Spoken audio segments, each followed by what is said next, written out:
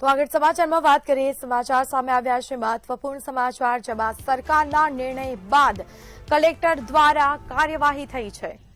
તો નિર્ણય બાદ કડક કાર્યવાહી, કલેક્ટર કચેરીએ કાર પુલિંગ કાર્યવાહી કરવામાં આવી। કલેક્ટર, પ્રાંત અધિકારી, મામલતદાર, આરએસી માટે એક કાર ઉપલબ્ધ રખાઈ। જમીન સંપાદન, સ્ટેમ્પ ડ્યુટી માટે એક પણ કાર ઉપલબ્ધ નથી। ગાંધીનગર કલેક્ટર દ્વારા બિનજરૂરી કોઈ કારનો ઉપયોગ નહીં। સંવાદદાતા ઉજ્જવલ વ્યાસ આપણી સાથે લાઈવ જોડાઈ ચૂક્યા છે। જી ઉજ્જવલ, સરકારના નિર્ણય બાદ કલેક્ટર એક્શનમાં આવ્યા, કાર્યવાહી કરી છે, શું વિગત?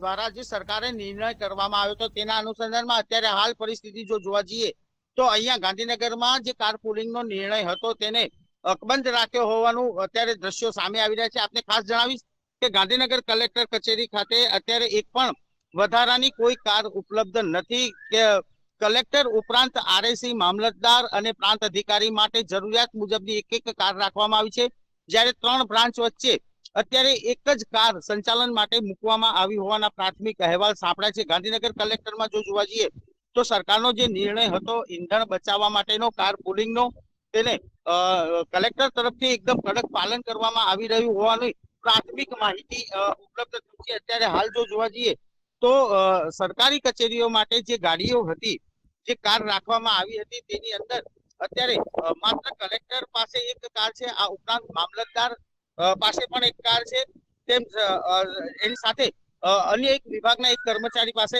અધિકારી પાસે એક કાર ઉપલબ્ધ રાખી છે। આ ઉપરાંત જો જોવા જઈએ તો પ્રાંત અધિકારી, મામલતદાર અને કલેક્ટર સિવાય જે અન્ય બ્રાન્ચો છે તેની 3 બ્રાન્ચો વચ્ચે એક કાર રાખી હોવાના પ્રાથમિક અહેવાલ સાંપડ્યા છે।